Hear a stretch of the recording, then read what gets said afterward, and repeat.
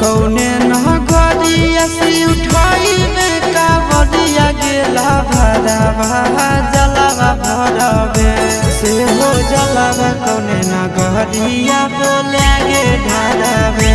से हो जलावा कौने नगरिया बोले गे ढारवे सुल्तानगंज से उठाई कावड़िया गेला भरावा जलावा भरवे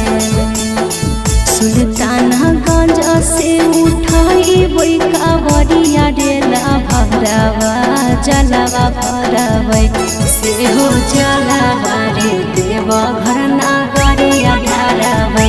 से हो जलावा